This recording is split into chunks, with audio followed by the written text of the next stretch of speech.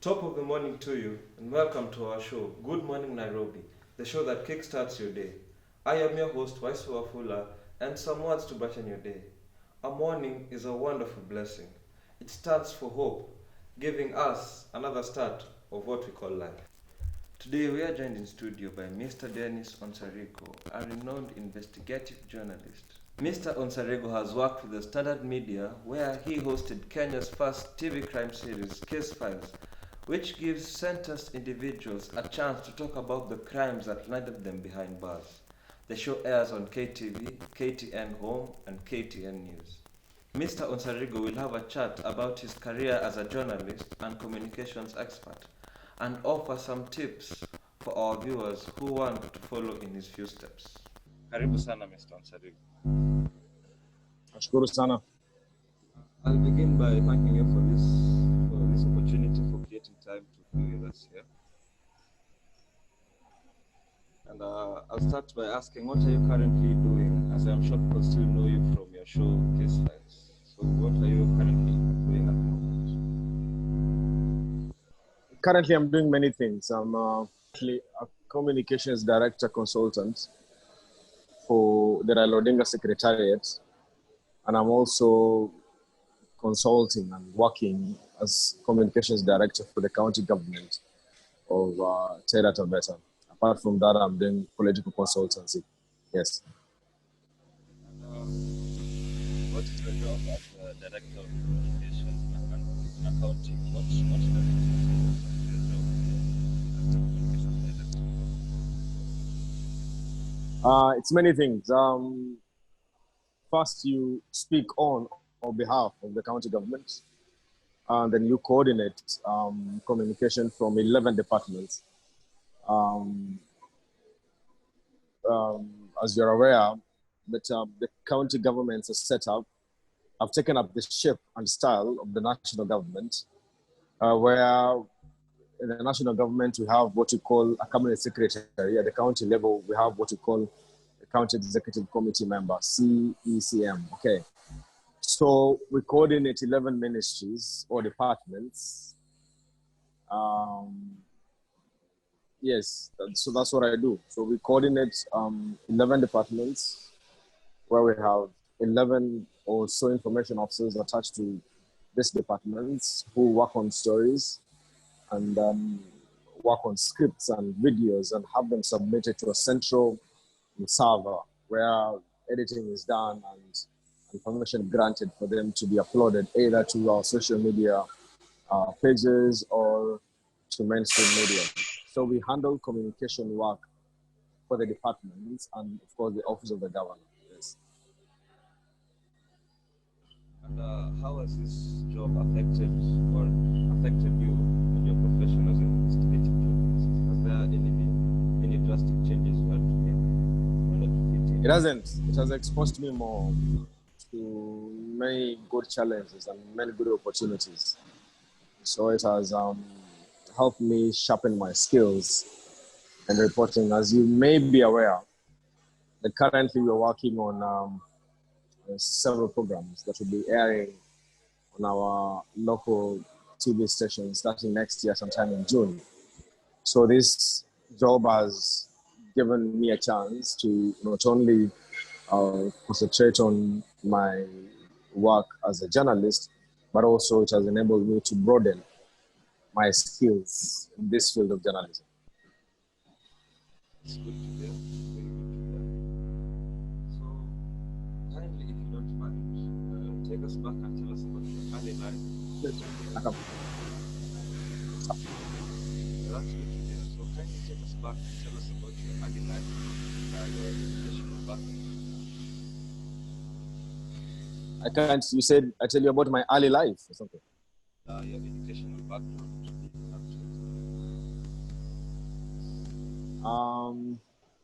I'm a student of the Kenya Institute of Mass Communication. That's why I did my diploma in broadcast journalism before I proceeded to the University of Nairobi, where I did communications and political science. And I'm currently in my final year of a master's degree in peace governance and leadership at the African Nazarene University. Apart from that, experience as a journalist and a political consultant spanning to 14 years now or so. Yes. Really like to follow up your question. So, and at what point did you decide, as you mentioned, you took, did your first diploma in communication. At what point did you decide to take up communication as a specialization and journalism as a career? This started all the way from primary school. I wanted to be a journalist. I wanted to be a broadcaster. So by the time I was joining high school, I was the chairman of the journalism club, where we used to have daily radio announcing. We used to do news. So we used to wake up at 5 in the morning and listen to the Kenya Broadcasting Corporation news at 6 and have it recorded for local consumption. And then we go ahead and report about issues happening either in dorms or in the kitchen or cases of indiscipline.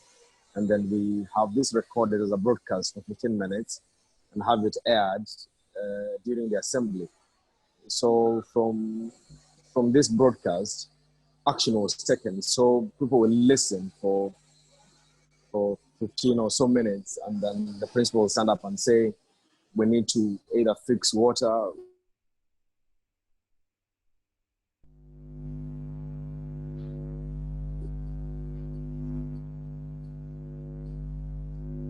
which has a problem in It was, as you mentioned, at this dream from primary, was it especially as an investigative journalist? As people know you, or you build up that, you decided to take up that role as you continued? sorry, you have to check up, you have to ask that question again because I'm losing you. The sound is terrible. Let me ask. As you mentioned, you had this dream to become a broadcaster primary. So did you decide to become an investigative journalist as you practiced, or you already had this idea? No, I think becoming an investigative journalism is an intuitive undertaking. I was just curious about how things are done around me and in the country. So by the time I joined the Nation Media Group as a camera person, as an intern camera person, I started reporting about crime. And I realized that crime was um, was a topic of town, and people associated very well with crime stories, and because they are people based, they're personal stories about people. That's what crime does, and it affects society. So I took a specialization in reporting about crime. So through crime, I developed skills in doing investigative work. So that's how I plunged into investigations. Yes. How was the journey? Did you receive support and encouragement that you needed? Was it tough to reach those right rewarders? I think you might need an entire day for me to explain to you my journey. But in a summary, the journey has been very tough, but very encouraging. And I've always lived by the mantra that you're as good as your last story. So when your last story goes on air today, that is the last of it. So you have to work on a bigger story. So hot on the heels of that line that has guided my career as a journalist, I can proudly say that I've managed to leave a mark in the industry of investigative journalism. So there have been up and downs, there have been challenges, there have been threats on my life, on people close to me, on my colleagues, but we managed to get here because I think of determination and focus. So the journey has been um, up and down, but it has also been straight and narrow when it comes to delivering on journalism. Yes. So, concerning the show, Case Files, and also you as a reporter and a journalist, before you got on screen, apart from your grooming and all these other preparations in this life, did you do any articulation exercises, breathing exercises, or anything to make you ready before you went on screen? Yeah, because remember you're broadcasting.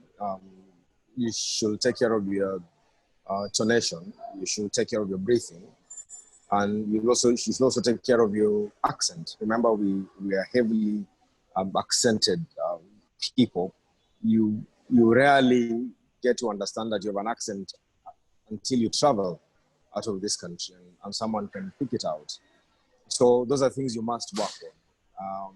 So yes, you have to work on your articulation, one, tonation, second, and of course posture. You can't just voice or do a voiceover while sitting in a position that cannot allow you to breathe well or project your voice in a proper way. So yes, there is that prepping that you do. You have to do a rehearsal of reading your script because sometimes the edit suites are very few and people are time bad. And sometimes one investigative story can give you 30 or 35 pages of a script. So you have to know that you have to take at least 1 minute and 30 seconds on every page. So you have to pace it and know how to go about it. So you have to rehearse first. Then you have to know your tonation. Then you have to project your voice and all those things. Yes. And if I may ask, Dennis, in your career, when can you say is the peak or the most memorable moment you've had in practice? As I told you earlier, that in this industry, you're as good as your last story. But the peak, um,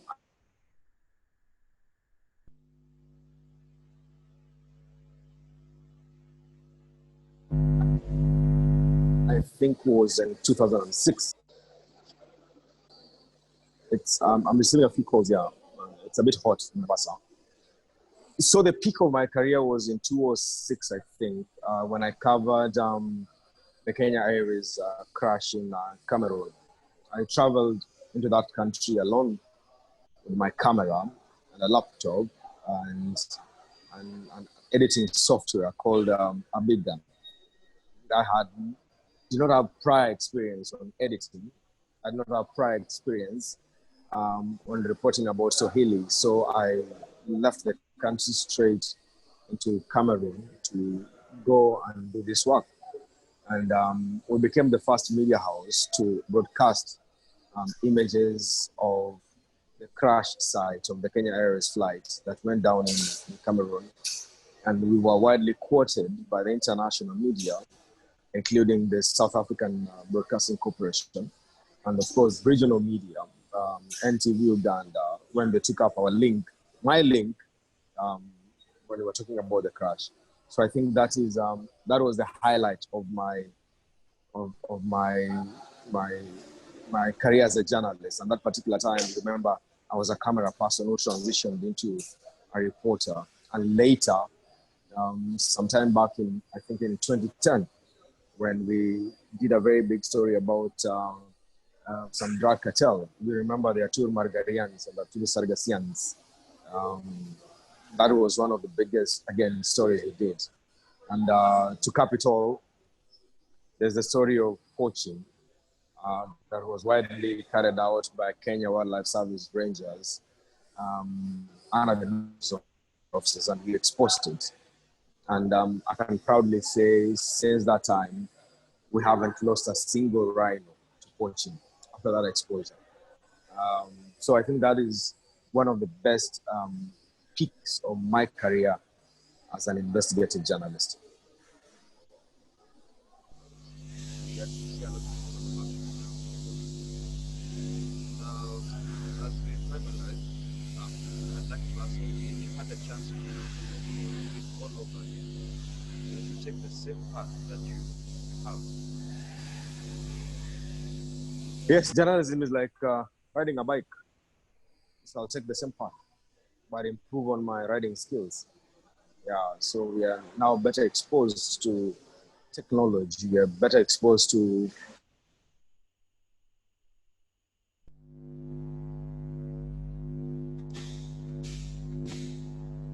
news sources. So yes, I'll take the same trajectory, and I think I'll do the same thing I've done over and over again for the last decade or so.